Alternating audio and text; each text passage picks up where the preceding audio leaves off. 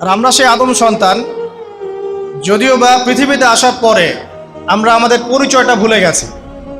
সেই আদম সন্তান, যে আদমকে আল্লাহ রাব্বুল আলামিন ফেরেশতাদেরকে দিয়ে সম্মানিত করলেন, সিজদা করালেন, সেই আদম সন্তান এখন আল্লাহর জমিনে শিরক করে, নবী সাল্লাল্লাহু আলাইহি ওয়াসাল্লামের সুন্নতের অনুসরণ করতে চায় না, নবীদের আদর্শ মানতে চায় না, কোরআন এবং সুন্নাহ মেনে জীবন গড়তে চায় না। সেই আদম সন্তান এখন জেনা করে, ব্যভিচার করে, মাদকদ্রব্য পান করে, সমকামী।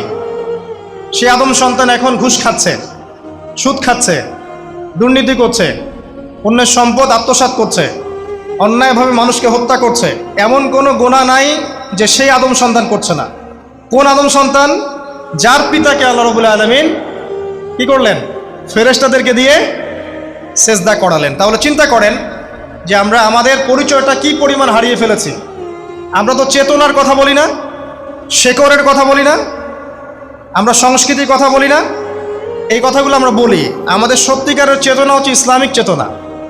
সত্যিকারের শেকড় হচ্ছে এই শেকড় যে আমরা আদম আলাইহিস সালামের সন্তান, যে আদমকে আল্লাহ রাব্বুল আলামিন ফেরেশতাদেরকে দিয়ে সেজদা করিয়েছেন জ্ঞানের কারণে। আজকে সেই আদম সন্তান দেখবেন জ্ঞান অর্জন করতে চায় না, দিনের জ্ঞান অর্জন করতে চায় না, দুনিয়ার জ্ঞান অর্জন করতে চায়, দিনের জ্ঞান অর্জন করতে চায় না। যে জ্ঞান তাকে পরকালে নাজাতের ওসিলা করবে, সেই কোরআনটুকু তিলাওয়াতও করতে চায় না, তিলাওয়াত করা শিখতেও চায় না, আগ্রহই নাই। তাহলে আমরা কি পরিমাণে আমাদের শেকড়টা ভুলে গেছি, চেতনা হারিয়ে ফেলেছি, আমাদের মূল সংস্কৃতি থেকে দূরে সরে আসছি। একটু চিন্তা করেন। সামনে যাই, আল্লাহ রাব্বুল আলামিন বলছেন, এরপর সুন্দর আকৃতি দিয়ে আদমকে আমি ফেরেশতাদেরকে দিয়ে সেজদা করালাম। ফাসাজাদু, সবাই সেজদা করলো, প্রত্যেকটা ফেরেশতাই কি করলো? সেজদা করলো। ইল্লা ইবলিস। কে সেজদা করলো না? ইবলিস। ইবলিস সেজদা করলো না। ইবলিস কে ছিল? সে কিন্তু কোনো ফেরেশতা ছিল না। সে কিন্তু কোনো ফেরেশতা ছিল না, সে ছিল একজন জিন। কানা মিনাল জিন্নি, সূরা কাহফে আল্লাহ পাক বলেছেন কানা মিনাল জিন্নি, সে জিনদের একজন ছিল। ঠিক আছে? সে আল্লাহ রাব্বুল আলামিনের এত বেশি ইবাদত করেছিল যে আল্লাহ রাব্বুল আলামিন তাকে এক পর্যায়ে ফেরেশতাদের উপরে একটা দায়িত্বশীল বানিয়ে দিয়েছিলেন। ঠিক আছে? তো কিন্তু তার মনের ভিতরে একটা কেবর বা অহংকার ছিল, যে অহংকারের কারণে সে কিন্তু আল্লাহ পাকের এই নির্দেশটা পালন করলো না, লঙ্ঘন করলো। আমরা সামনে যাই। লাম ইয়াকুম মিনাস সাজিদিন, আল্লাহ পাক বলছেন সে সেজদাকারীদের অন্তর্ভুক্ত ছিল না। কে? ইবলিস। আচ্ছা, ক্বালা, আল্লাহ পাক এবার বলছেন মা মানাআকা আল্লা তাসজুদা ইয আমারতুক। আল্লাহ পাক বলছেন, হে ইবলিস, কিসে তোমাকে নিষেধ করলো?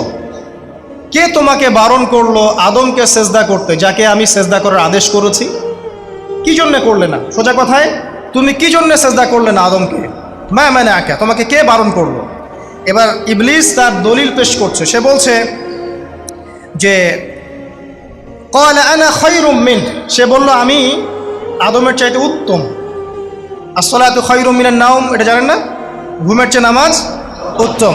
ঠিক এইভাবেই সে ইবলিস বলছে কি, আনা খায়রুম মিন, আমি তার চেয়ে উত্তম। কি কারণে উত্তম? খালাকতানি মিন নার ওয়া খালাকতাহু মিন তিন। হে আল্লাহ, আপনি আমাকে সৃষ্টি করেছেন আগুন দিয়ে। জিনদেরকে কি দিয়ে সৃষ্টি করা হয়েছে? আগুন দিয়ে। ফেরেশতাদেরকে কি দিয়ে? নূর দিয়ে। তাহলে এখানে প্রমাণ হলো যে ইবলিস কিন্তু ফেরেশতা নয়। আমাকে সৃষ্টি করেছেন আগুন দিয়ে, ওয়া খালাকতাহু মিন তিন, এবং আদমকে সৃষ্টি করেছেন তিন মানে কাদামাটি দিয়ে। তার মানে আগুন কাদামাটির চেয়ে সুপিরিয়র, বেশি মর্যাদা সম্পন্ন, ওর মানে কে আছে আর কি। এই কারণে সে সিজদা করলো না। এবার আল্লাহ রাব্বুল আলামিন বলছেন ক্বালা ফাহবিত মিনহা, ইবলিস এখান থেকে নেমে যাও। এটা কোন জায়গা? একদম মহাকাশের উপরে না, নাকি পৃথিবীতে? এটা সাত আসমানের উপরের ঘটনা। ইতিহাস শুরু হয়েছে মহাবিশ্বে। মানুষের অস্তিত্বও ছিল না, এমন একটা সময় চলে গেছে। মহাবিশ্বে কোটি কোটি বছর চলে গেছে যখন মানুষ বলতে কিচ্ছু ছিল না। ছিল না। অনেক পরে মানুষকে সৃষ্টি করা হয়েছে। এখন দুনিয়াতে মানুষের চলাচল দেখলে মনে হয় মহাবিশ্বে সে একাই আছে, আর কেউ নাই, তাই না? আচ্ছা, এটা দলিল কোরআনে আছে। সূরা দাহার 1 নম্বর আয়াত পড়ে দেখবেন, হাল আতা আলাল ইনসানি হিনুম মিনাদ দাহরি লাম ইয়াকুন শাইআম মাযকুরা। আল্লাহ পাক বলছেন মানুষের উপরে এমন সময় চলে গেছে যে মানুষ কোনো আলোচ্য বিষয় ছিল না, উল্লেখযোগ্য কোনো বিষয় ছিল না। তো সভ্যতার শুরুর ঘটনা হচ্ছে এটা, মানে মানব সভ্যতার একদম শুরুর শেকড়ের ঘটনা হচ্ছে এটা, একদম শুরুর চেতনা, শুরুর সংস্কৃতি শুরু হচ্ছে এখান থেকে। এবার ইবলিস বলছে আমি সেজদা করব না, বিকজ আমি তার চেয়ে সুপিরিয়র। আপনি তাকে সৃষ্টি করেছেন মাটি দিয়ে, আমাকে সৃষ্টি করেছেন আগুন দিয়ে, আমি তাকে সেজদা করব না। সে আল্লাহ পাকের আদেশ লঙ্ঘনই করলো না, বরং আল্লাহকে উল্টা একটা যুক্তি দেখালো যে আপনি ভুল, আমি ঠিক। নাউজুবিল্লাহ, আপনি আমাকে আদমকে সেজদা করতে বলছেন, এটাই ভুল, বরং উচিত হচ্ছে ও আমাকে সেজদা করবে। নাউজুবিল্লাহ। তো সে কিন্তু একবার সে উদ্ধত হলো এবং অহংকারও প্রদর্শন করলো। আল্লাহ পাক বলছেন ক্বালা ফাহবিত মিনহা, এখন এখান থেকে নেমে যাও। এই জান্নাতি বলেন আর ওই ঊর্ধ্ব জগতই বলেন, সেখান থেকে তোমরা নেমে যাও, এখন তুমি নেমে যাও।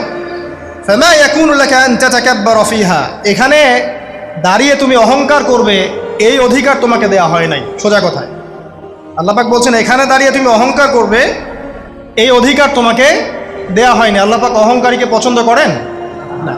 অহংকারীদেরকে আল্লাহ পাক কিয়ামতের মাঠে পিঁপড়ার মতো উঠাবেন। তাদের আকৃতি মানুষের সমানও হবে না, ছোট ছোট কালো পিঁপড়ার মতো হবে এবং অন্ধকার ওদেরকে ঢেকে নিবে।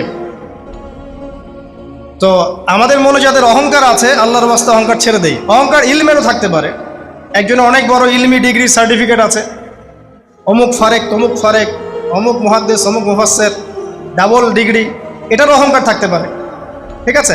আবার অনেকের টাকা পয়সার অহংকার থাকে, অনেকের ক্ষমতার অহংকার থাকে, আবার এখনকার মেয়েদের সৌন্দর্যের অহংকার থাকে, থাকে না? এক এক মানুষের এক একটা অহংকার। অহংকারের ডেফিনেশনটা কি? একজন সাহাবী নবী সাল্লাল্লাহু আলাইহি ওয়াসাল্লামকে বলছেন, ইয়া রাসূলুল্লাহ, আমি পছন্দ করি আমার গায়ের পোশাকটা সুন্দর হোক, আমার জুতা সুন্দর হোক, ঠিক আছে, আমার সুগন্ধি ভালো হোক, দামি হোক। এটা কি অহংকারের পরিচয়? নবী সাল্লাল্লাহু আলাইহি ওয়াসাল্লাম বলছেন না, এটা অহংকারের পরিচয় নয়। বরং অহংকারের পরিচয় হচ্ছে অন্য মানুষকে তুচ্ছ তাচ্ছিল্য করা এক, আর দুই হচ্ছে সত্যকে প্রত্যাখ্যান করা। মনে থাকবে অহংকারের সংজ্ঞা কি? এক, অন্য মানুষকে তুচ্ছ তাচ্ছিল্য করা, আর দুই, সত্যকে প্রত্যাখ্যান করা। এখন সত্য কি? আইনস্টাইনের থিওরি সত্য, নাকি পিথাগোরাসের উপপাদ্যই সত্য, নাকি আমাদের পশ্চিমারা যে সেকুলারিজম, কমিউনিজম, ডেমোক্রেসি ইত্যাদি ইত্যাদি ন্যাশনালিজম এগুলো দিয়ে দিয়েছে মতবাদগুলো, এগুলি চূড়ান্ত সত্য? সায়েন্সই কি চূড়ান্ত সত্য? চূড়ান্ত সত্যটা কি আসলে? এক কথায় সূরা কাহফের 29 নম্বর আয়াতে সত্যের সংজ্ঞা আছে। কত নম্বর আয়াতে? সূরা কাহফের 29 নম্বর আয়াতে আল্লাহ পাক বলছেন ওয়াকুলিল হাক্কু মির রাব্বিকুম, হে নবী আপনি বলে দিন সত্য সেটাই, ন্যায় অন্যায়ের চূড়ান্ত মানদণ্ড সেটাই, হক বাতিলের চূড়ান্ত মানদণ্ড সেটাই। কোনটা? যেটা তোমার রবের পক্ষ থেকে নাজিল হয়। সুবহানাল্লাহ। আমাকে বলেন যে রবের পক্ষ থেকে কি নাজিল হয়েছে? একসময় তাওরাত নাজিল হয়েছিল না? ওটাই হক ছিল। ওই সময় কি ছিল? সেটাই হক ছিল। জাবুর ওই সময়ের কি ছিল? হক। ইনজিল ওই সময়ের হক ছিল। এখন কি আছে আমাদের কাছে? কোরআন, এবং এর ব্যাখ্যা হচ্ছে হাদিস। কিয়ামত পর্যন্ত কি অন্য কোনো শরীয়ত আসবে? অন্য কোনো নবী আসবে? কেউ যদি বলে যে অমুকে নবী হবে, সে কি মুসলিম না কাফের? তাহলে কোনো সন্দেহ আছে? যদি কেউ দাবি করে যে মুহাম্মদ সাল্লাল্লাহু আলাইহি ওয়াসাল্লাম শেষ নবী নন, আরও নবী আসতে পারে, নাউজুবিল্লাহ, এবং এই কুফরি আকীদায় বিশ্বাসীকে কেউ যদি কাফের মনে না করে, সেও কাফের হয়ে যেতে পারে। বুঝতে পারছেন? আসেন, তো অহংকারের সংজ্ঞাটা আমরা জেনে নিলাম যে সত্যকে প্রত্যাখ্যান করা, আল্লাহর ওহীকে প্রত্যাখ্যান করা, মানে কোরআন এবং সুন্নাহ থেকে সরে আসা, এটাকে মিথ্যা মনে করা, বা অন্য কোনো মতবাদকে কোরআন সুন্নাহর সমকক্ষ মনে করলেও কুফরি হয়ে যাবে। এরকম মনে করে অন্য একটা মতদর্শ, একটা দর্শন, একটা ফিলোসফিক্যাল থট বা একটা স্কুল অফ থট কোরআন সুন্নাহর চেয়ে ভালো নয়, কিন্তু কোরআন সুন্নাহর সমমানের, এটাও যদি কেউ মনে করে, কাফের। কথা কি বুঝতে পারছেন? এটা হচ্ছে অ্যাবসলিউট ট্রুথ, মানে এটা সত্যের একদম সর্বোচ্চ স্টেজ, এর উপরে আর কিছু নাই। ভুলে গেছিলেন ভাই? আচ্ছা, এবার আসেন, আমরা অহংকারের সংজ্ঞা জানলাম, সত্যের সংজ্ঞাও জানলাম। এখানে ইবলিস কি করছে? সে অহংকার প্রদর্শন করছে। সে আল্লাহকে বলছে আপনি ভুল, আমি ঠিক। আদমকে সে তুচ্ছ তাচ্ছিল্য করলো এবং সত্যকে প্রত্যাখ্যান করলো, দুটোই কিন্তু ইবলিস করলো এখানে। আসেন, আল্লাহ পাক বলছেন ফাখরুজ, এখান থেকে বের হয়ে যাও হতভাগা। ফাখরুজ মানে উখরুজ মানে বের হও, অতএব ফাখরুজ, এখান থেকে বের হয়ে যাও। ইন্নাকা মিনাস সাগিরিন, তোমার অহংকার করার কোনো সুযোগ নাই এখানে, তুমি তো ছোট ক্ষুদ্র। ইন্নাকা মিনাস সাগিরিন, সাগির মানে কি? তুমি এখান থেকে, তুমি বের হয়ে যাও এখান থেকে। তুমি একজন ক্ষুদ্র সত্তা, তোমার এখানে অহংকার করার কিচ্ছু নাই। ক্বালা, এবার ইবলিস বলছে, এই জায়গাগুলো খুব ভালো করে শোনেন, আমাদের লেকচারের আসল জায়গায় কিন্তু যাবে ওইদিকে। ক্বালা, এবার ইবলিস বলছে আনজিরনি, শোনেন, ইবলিস বলছে আনজিরনি, হে আল্লাহ আমাকে অবকাশ দিন। কি বলছে? আমাকে অবকাশ দিন। ইলা ইয়াউমি ইউবআসুন, যেই দিন আপনি কিয়ামত ঘটাবেন, যেই দিন সবাইকে পুনরুত্থিত করবেন, ওই দিন পর্যন্ত আমাকে অবকাশ দিন। সূরা বাকারায় আছে, অন্য সূরা আছে, রব্বি আনজিরনি ইলা ইয়াউমি ইউবআসুন। ইবলিস বলছে হে আমার রব। কি বলছে ইবলিস? হে আমার রব। ইবলিস কি তাহলে আস্তিক না নাস্তিক? কথা বলেন, ইবলিস কি আস্তিক না নাস্তিক? আস্তিক। ইবলিস বলছে যে ইয়া রব্বি, রব্বি হে আমার রব, হে আমার প্রতিপালক। আল্লাহকে ইবলিস বলছে হে আমার প্রতিপালক, আনজিরনি আমাকে অবকাশ দিন, ইলা ইয়াউমি ইউবআসুন, কিয়ামত দিবস পর্যন্ত, বা যেদিন আপনি পুরো মানব জাতিকে উঠাবেন কবর থেকে, আবার ওই দিন পর্যন্ত আমাকে অবকাশ দিন। তার মানে কিয়ামত যে হবে এটা নতুন করে লেখা হয় নাই, সভ্যতায় হিস্ট্রির শুরু থেকেই কিয়ামত ছিল। কথা বুঝতে পারছেন? ফেরেশতারাও জানতেন যে একদিন মহাবিশ্ব ধ্বংস হয়ে যাবে। যখন পৃথিবীতে মানুষকে পাঠানো হয়নি তার আগেই ফেরেশতারা জানতেন, আল্লাহ পাকের ইলমে ছিল এবং তিনি এটা ফয়সালা করে দিয়েছিলেন যে একদিন এই পুরো মহাবিশ্বই ধ্বংস হয়ে যাবে। ইবলিস আগে থেকে জানতো যে কিয়ামত হবে, এই জন্য সে বলছে আমাকে কিয়ামত পর্যন্ত অবকাশ দিন। আল্লাহ পাক এবার কি বলছেন দেখেন, ইবলিস আল্লাহর কাছে চাইলো, আল্লাহ পাক তাও তাকে ফেরত দিলেন না। আর আমরা আল্লাহর কাছে চাইতে এখন হতাশা হয়ে যায় না, দোয়া করতে থাকি আর বলি যে আমার দোয়া তো কবুল হচ্ছে না। আর যে ইবলিস একটা জিনিস চাইলো, আল্লাহ পাক বললেন ক্বালা ইন্নাকা মিনাল মুনজারিন, যাও তুমি অবকাশপ্রাপ্তদের একজন, তোমাকে অবকাশ দেয়া হলো। এক কথায় তোমার দোয়া কবুল করা হয়েছে, তোমার অবকাশ তোমাকে দেয়া হলো, কারণ আল্লাহ পাক এটা পরীক্ষা করবেন ইবলিসকে দিয়ে, মানব জাতিকে। ক্বালা, এবার ইবলিসের চ্যালেঞ্জ শোনেন, এটাই আমাদের আজকের লেকচারের মূল পয়েন্ট। এই জায়গা থেকে ইবলিস চ্যালেঞ্জ করছে। কি চ্যালেঞ্জ করছে? ফাবিমা আগওয়াইতানি, হে আল্লাহ আপনি যে কারণে আমাকে বিচ্যুত করলেন, আমি আমার যে কৃতকর্মের কারণে আপনার রহমত থেকে বঞ্চিত হয়ে গেলাম, ঠিক আছে, লাআকউদান্না লাহুম সিরাতাকাল মুস্তাকিম, আমি সেই আদমের এবং আদমের সন্তানের সরল পথে ওত পেতে বসে থাকবো। কথাটা ভালো করে বোঝেন। ইবলিস চ্যালেঞ্জ করলো কাকে? আল্লাহকে। যে কারণে আল্লাহ আপনি আমাকে বহিষ্কার করলেন, এখন আমি কি করব? আমি এই আদম সন্তানের সরল পথে, আপনাকে পাওয়ার এই পথের আনাচে কানাচে আমি ওত পেতে বসে থাকব। কি জন্য বসে থাকব? যাতে করে আমি আদম সন্তানকে বিচ্যুত করতে পারি। শুধু তাই নয়, সে আরো বলছে সুম্মা লাআতিয়ান্নাহুম, আমি শুধু বসেই থাকবো না, আমি আদম সন্তানের কাছে আসব। মিন বাইনি আইদিহিম, তার সামন থেকে আসব, ওয়া মিন খালফিহিম, আদম সন্তানের পিছন থেকে আসব, ওয়া আন আইমানিহিম, তার ডান দিক থেকে আসব, ওয়া আন শামাইলিহিম, তার বাম দিক থেকে আসব, ওয়ালা তাজিদু আকসারাহুম শাকিরিন, আল্লাহ পাক আপনি তাদের বেশিরভাগকেই শুকরগুজার পাবেন না। কথা কি ক্লিয়ার না? কোনো সমস্যা? ইবলিস কি চ্যালেঞ্জ করলো? আমি শুধু বসেই থাকবো না, ডান দিক থেকে আসব, বাম দিক থেকে আসব, সামন থেকে আসব, পিছন থেকে আসব, আমি আদম সন্তানকে পথভ্রষ্ট করেই ছাড়বো, আপনি আদম সন্তানের বেশিরভাগকে পথভ্রষ্ট পাবেন। ইবলিসের কথার কি বাস্তব প্রতিফলন দেখা যায় এখন সমাজে? বেশিরভাগ মানুষ নামাজ পড়ে না পড়ে না? বেশিরভাগ মানুষ সুদ খায় না খায় না? বেশিরভাগ যুব সমাজ জেনা করতেছে না করতেছে না? বেশিরভাগ লোক মাদক খাচ্ছে না খাচ্ছে না? পৃথিবীর কোনো জায়গায় আল্লাহর বিধান আছে কি নাই? দুই একটা জায়গায় আছে আইওয়াশ, শোডাউন। বেশিরভাগ নারী পর্দায় চলে না চলে না? বেশিরভাগ মানুষ রোজা রাখে না রাখে না? বেশিরভাগ মানুষ যাকাত দেয় কি দেয় না? তাহলে ইবলিস যে বললো আপনি বেশিরভাগকেই শুকরগুজার পাবেন না, বেশিরভাগ মানুষ পরকালের স্বার্থে কাজ করে না দুনিয়ার স্বার্থে কাজ করে? কতজন মানুষ আল্লাহ পাকের দ্বীনটাকে প্রচার প্রসার প্রতিষ্ঠার কথা বলে বা কোরআন সুন্নাহর কথাগুলো মেনে চলে? কতজন মানুষ? বেশিরভাগ লোক মেনে চলে?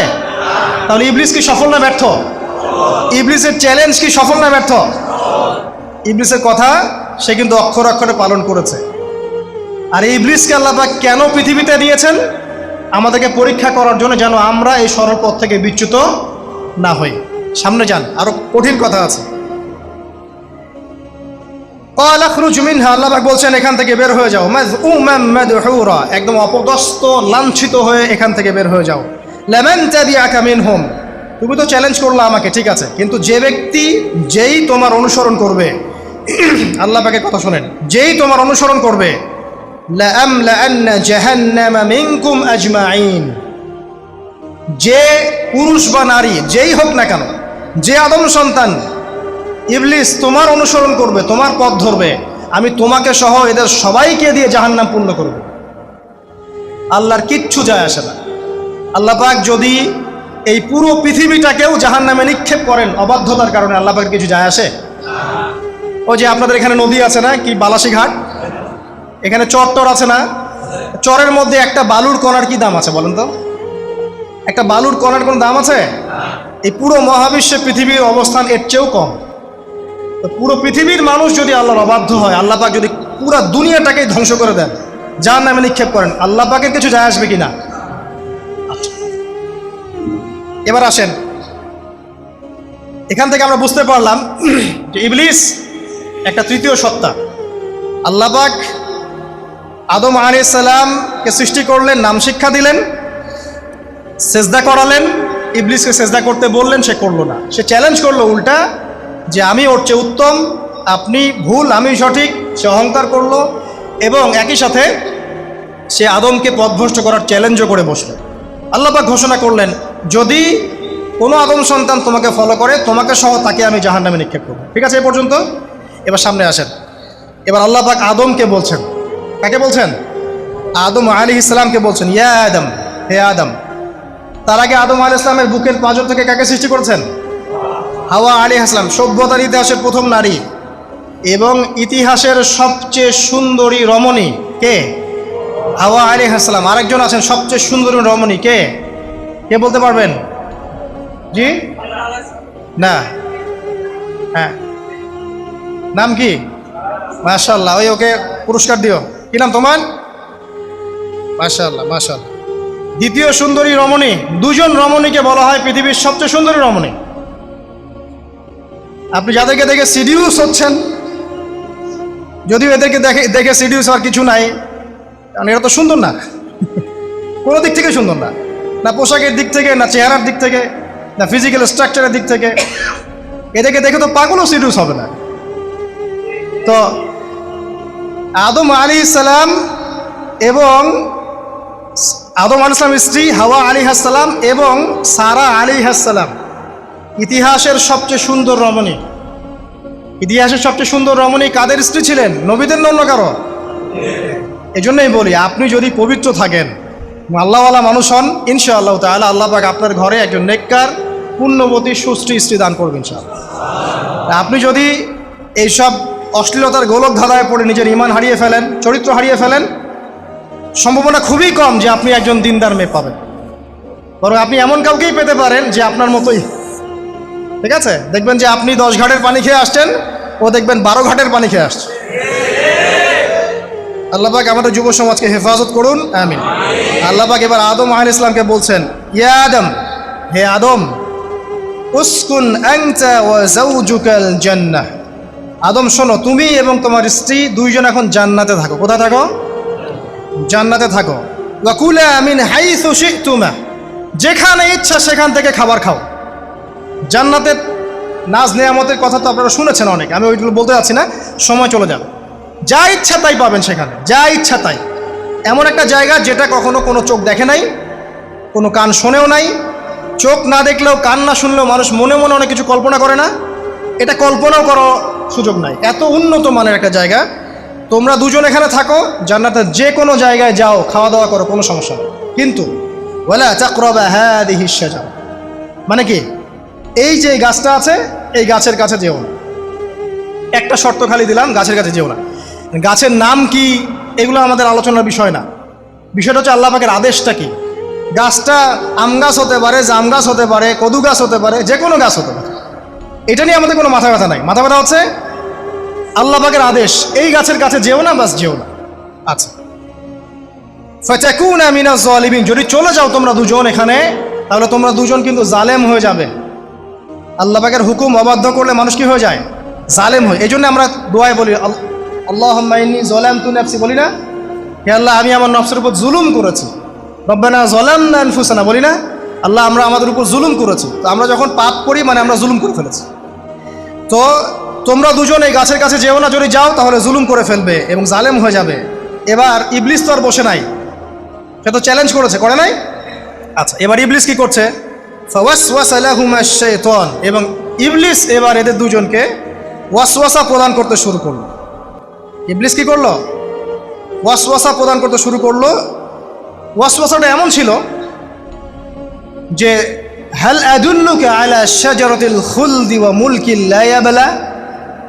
ইবলিস এসে আদম এবং হাওয়া আলাইহিস সালাম তাদেরকে বলতে লাগলো যে আমি কি তোমাদেরকে এমন কোনো গাছের কথা বলবো যেই গাছের ফল খেলে তোমরা চিরস্থায়ী হয়ে যাবে, কখনো মরবে না, এবং এমন রাজত্ব পাবে যে রাজত্বের কোনো ক্ষয় নাই।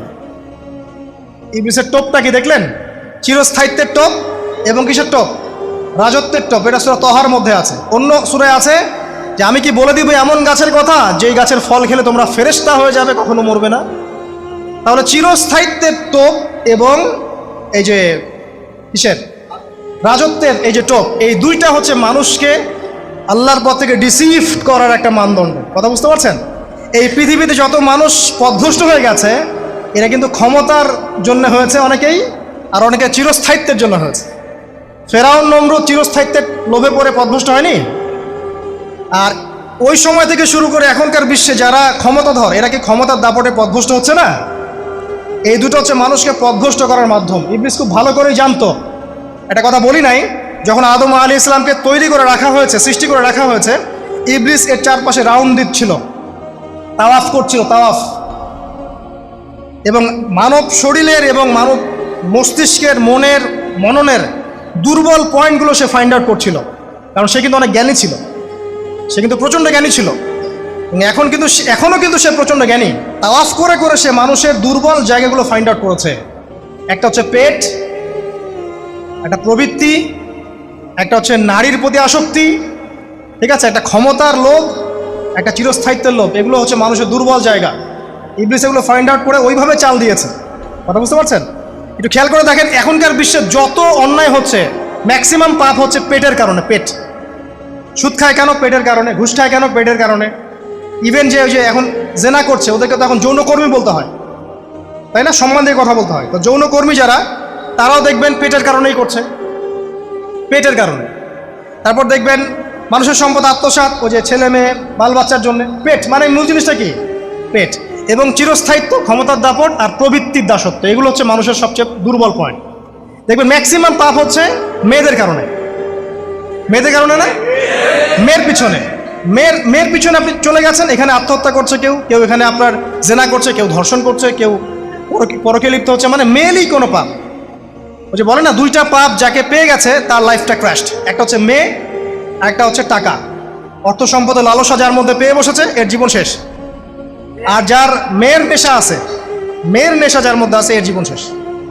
একে আপনি হেদায়েতের পথে আনতে পারবেন না ইল্লা মাশা আল্লাহ, আল্লাহ পাক যদি না চান। আসেন, আর ইবলিস তাওয়াফ করছিল এবং সে কিন্তু টোপ দিল, চিরস্থায়িত্বের টোপ দিল। এবং কিসের টোপ দিল? ফেরেশতা হয়ে যাবে, অমর হয়ে যাবে। এবার আমাদের পিতামাতা আদম এবং হাওয়া আলাইহিস সালাম, তারা কিন্তু ফল খেয়ে ফেললেন। আর এটা এমন নয় একবার ওয়াসওয়াসা দিয়েছে বাস খেয়ে ফেলেছেন, এমন নয়। কন্টিনিউয়াসলি সেই কাজটা করেছে। একটা মানুষ যখন জেনা করে, ইবলিস কি একবার এসে বললেই কেউ জেনা করে ফেলে? আস্তে আস্তে কিন্তু মানুষ জেনার পথে যায়। ওই যে প্রথমে অনেক দিন একটা লেকচার দিয়েছিলাম না, প্রথমে গার্লফ্রেন্ড বয়ফ্রেন্ড একটা সম্পর্ক হয়, তাই না? তারপর কথাবার্তা হয়, মোবাইল ফোন এক্সচেঞ্জ করে, নোট এক্সচেঞ্জ করে, কফি খায়, আস্তে আস্তে ডেটিংয়ে যায়, পরে দেখবেন এক পর্যায়ে গিয়ে জেনা এভাবে। আর যারা ধর্ষক, এতে ডাইরেক্ট অ্যাকশন, এত সময় নাই, ডাইরেক্ট। তো ইবলিস প্রতিটা পাপ মানুষকে ধাপে ধাপে করায়।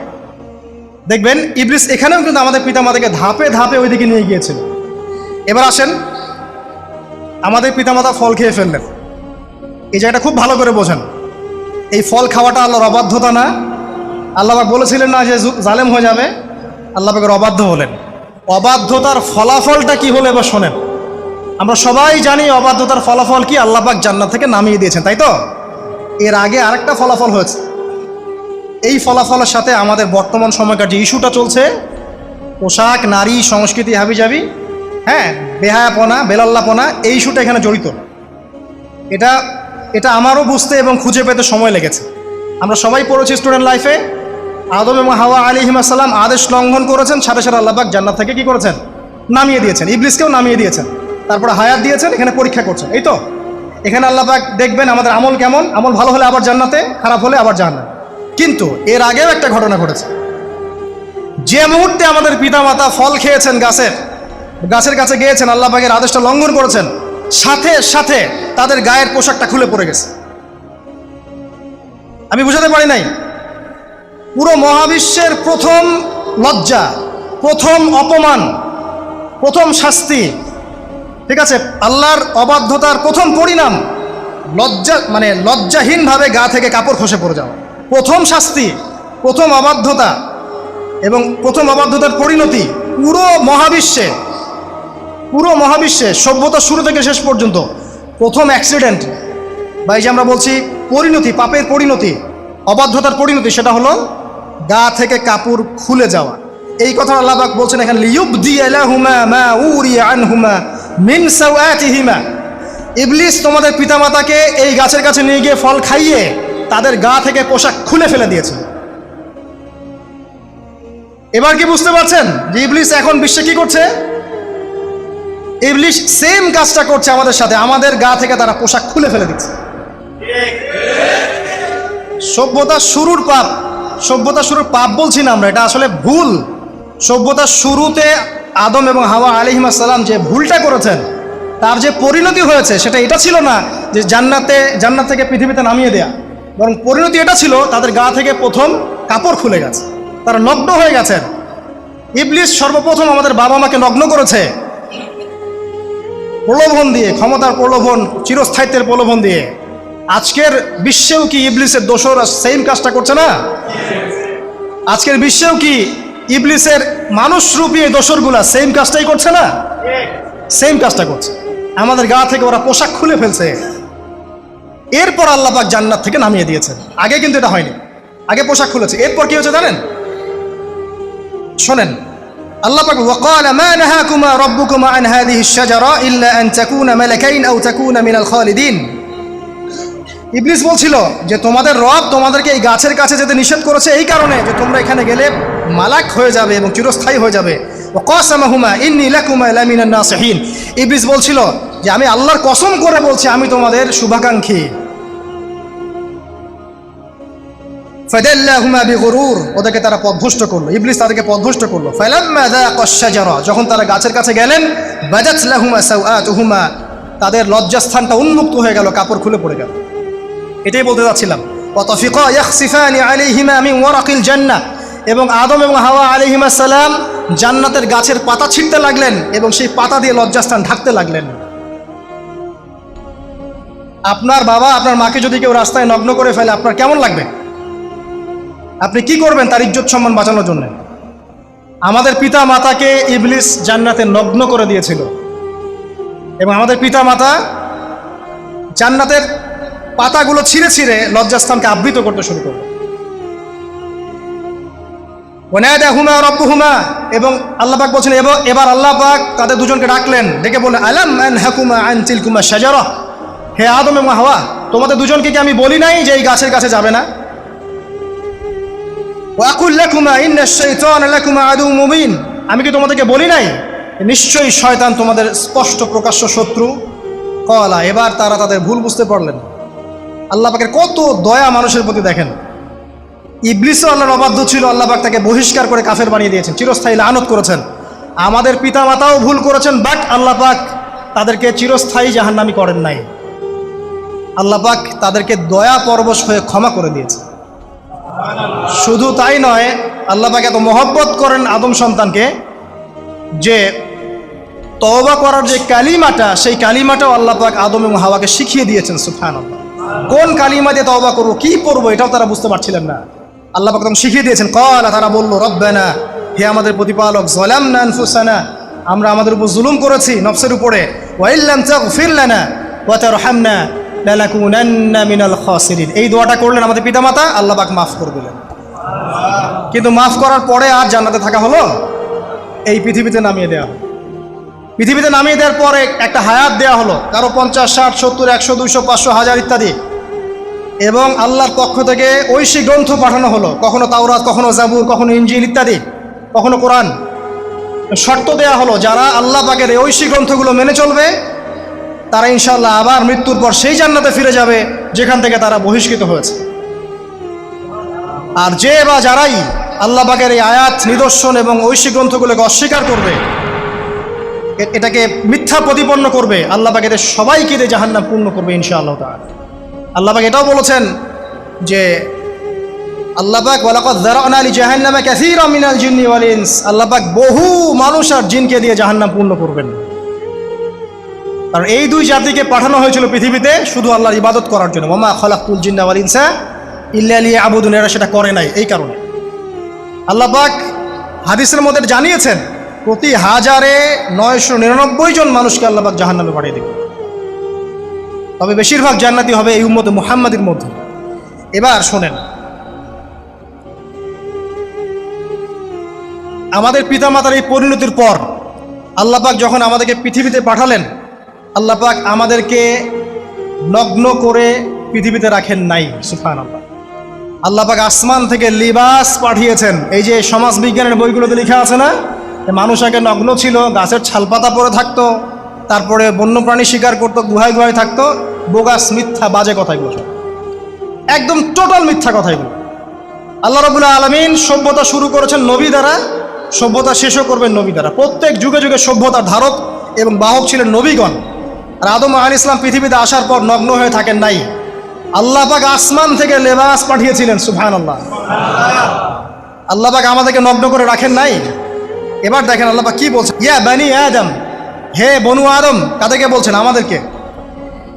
কদ আনজালনা আলাইকুম লিবাসান ইউআরি সাওআতিকুম ওয়া রিশা, হে বনু আদম, আমি তোমাদেরকে নগ্ন ছেড়ে দিচ্ছি না, আমি তোমাদের জন্য লেবাস আর পোশাক পাঠাচ্ছি, যেই পোশাক দিয়ে তোমরা তোমাদের লজ্জাস্থানকে আবৃতও করবে এবং সৌন্দর্য বর্ধন করবে। এটা করছি না আমরা এখন? আচ্ছা। ওয়া লিবাসুত তাকওয়া যালিকা খায়র, আর তাকওয়ার লেবাস, তাকওয়ার পোশাকটা হচ্ছে সবচেয়ে উত্তম। যেমন দেখেন আমাদের সতর কি এই নাভির উপর থেকে হাঁটুর নিচ পর্যন্ত না, তাই বলি কি আমরা সবাই এভাবেই ঘুরি? এটা সর্বনিম্ন একটা স্কেল, তাই না? এর উপর আপনি জুব্বা পরছেন, পাগড়ি পরছেন, টুপি পরছেন, বা আপনি হয়তো আরও ঢিলাঢালা কোনো পোশাক পরছেন, এই পোশাকটাকে বলা হচ্ছে তাকওয়ার পোশাক। ওয়া লিবাসুত তাকওয়া যালিকা খায়র, এটা আরও উত্তম। একজন মেয়ের, অনেক আলেম বলছেন যে চোখ, এই চোখটুকু ঢেকে বের করে দেখা যাবে, বলছে না? অনেকে বলেছেন কিনা? কিন্তু এটাও যদি কেউ সামনে জিলবাব দিয়ে ঢেকে রাখে তাহলে কি উত্তম নয়? পর্দার ক্ষেত্রে উত্তম নয়? তো লিবাসুত তাকওয়া যালিকা খায়র, তাকওয়ার যে পোশাক সেটা আরও উত্তম বেশি। নর্মালি তো পোশাক দিয়েছি, তাকওয়ার পোশাক সবচেয়ে উত্তম বেশি। আল্লাহ পাকের একটা সতর্কবাণী শোনেন এবার। যালিকা মিন আয়াতিল্লাহ, এই পোশাকটা আল্লাহ পাকের নিদর্শন। পোশাকটা কি? আল্লাহ পাকের নিদর্শন। লাআল্লাকুম ইয়াযাক্কারুন, যাতে করে তোমরা স্মরণ করতে পারো। কি স্মরণ করব? ওই যে আমাদের পিতামাতাকে নগ্ন করে দিয়েছে ইবলিস, এটা মনে রাখতে পারো তোমরা, এটা আল্লাহ পাকের নিদর্শন। ইয়া বানি আদম, হে বনু আদম, লা ইয়াফতিনান্নাকুমুশ শাইতান। এবার শোনেন, আল্লাহ পাক আমাদেরকে বলছেন, হে বনু আদম, লা ইয়াফতিনান্নাকুমুশ শাইতান, শয়তান যেন আবার তোমাদেরকে ফিতনায় ফেলতে না পারে। পৃথিবীতে তোমরা থাকবে, শয়তানের বহু দোসর তোমাদের সামনে থাকবে, ডানে বামে, যে ডান থেকে আসবে, বাম থেকে আসবে, হ্যাঁ, সামন পিছন থেকে আসবে, মিডিয়ার মধ্যে দিয়ে তোমাদের ঘরে ঘরে ঢুকে যাবে শয়তানের দোসর। লা ইয়াফতিনান্নাকুমুশ শাইতান, শয়তানের দোসররা যেন তোমাদেরকে ফিতনায় ফেলতে না পারে। কে বলছেন? আল্লাহ পাক বলছেন। কিরকম ফিতনা?